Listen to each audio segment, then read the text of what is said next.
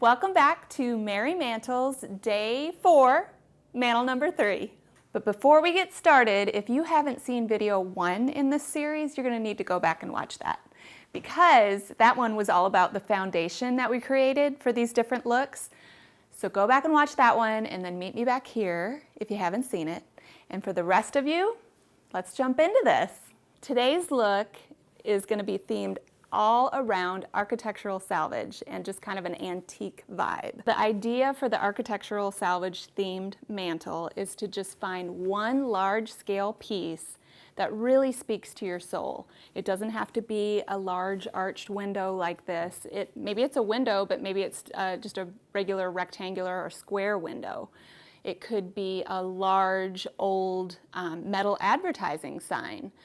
Maybe it has your last name on it. I love to look on eBay. I'll type in Palmer old sign and see if I can find anything sometimes that way.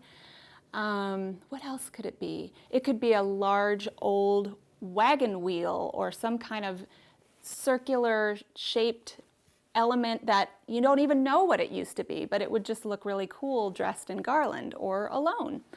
The idea is just to put some history and put something that just, when you look at it, you just, up there, so that throughout the Christmas season, you love the way it looks. So it's going to be based on this, my little baby. It's actually a big baby. Old, antique, 100-some-year-old church window, and it's got a really fun story.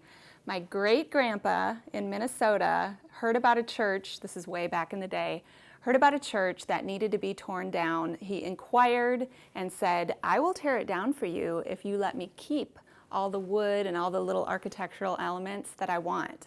And they said yes. So he went out there and ripped apart the building, and I don't know what he did with the rest of it, but this window has been passed down in my family, and now I have it, and I love it. So we're going to use it today as our focal point. First, I'm going to take a few things down because there's not going to be enough room to have all the little candles in front of this window up on the mantle. So I'm going to take a few things down and set this big guy up. It's up.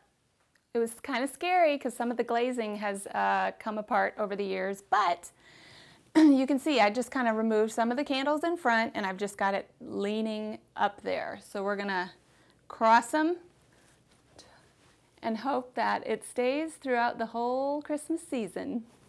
So what I'm going to do next is kind of bring some of the candles and ornaments back in because I want to soften the edges of the big window and just kind of have like this waterfall effect of candles that leads down to the center of the mantle.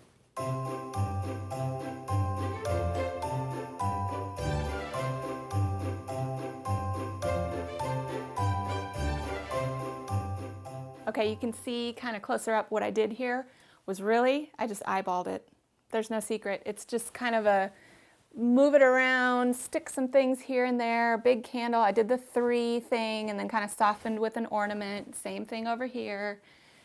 3 candles, softened with 2 ornaments just so that it wasn't super matchy-matchy. And that's it. Okay, now that the architectural salvage is up and nestled, we're going to work on embellishing the garland. This garland embellishment is made up of 2 materials. 1, wool. Actually, I don't even think it's real wool. I just went to the fabric store and got like a yard or even a half a yard. I think I really skimped on this one.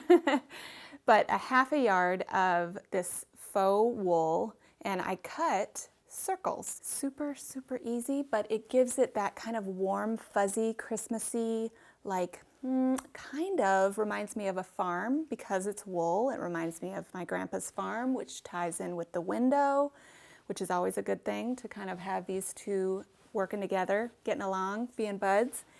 And then the other element also reminds me of kind of the past, which is these little paper doilies. So they're not the real deal lace doilies. That would be cool though. If you could find some lace, tiny lace doilies and maybe stiffen them with fabric stiffener, that would be super awesome too. But I got these at Michael's. They came in a pack of like 20 or something. They have different edges. I think there's 3 different edges. And I just love them. I love that they kind of speak to the past, you know, with the doily action. So we're going to just hook some little ornament hooks through each of these elements and hang them on our garland. I don't know if this will be helpful, but it works good for me to start in the center and then do your corners and then kind of figure out how many you need in between and then do the sides at the end instead of just going, oh, I'll put one here and then I'll put one here, and you know, not that you would do that, but you know what I'm saying. And also, I think to put these hooks on from the front to the back, they hang a little bit better.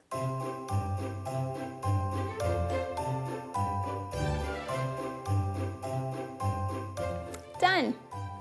Super simple, sweet, not difficult. You get to do it real quick and then you get to sit down.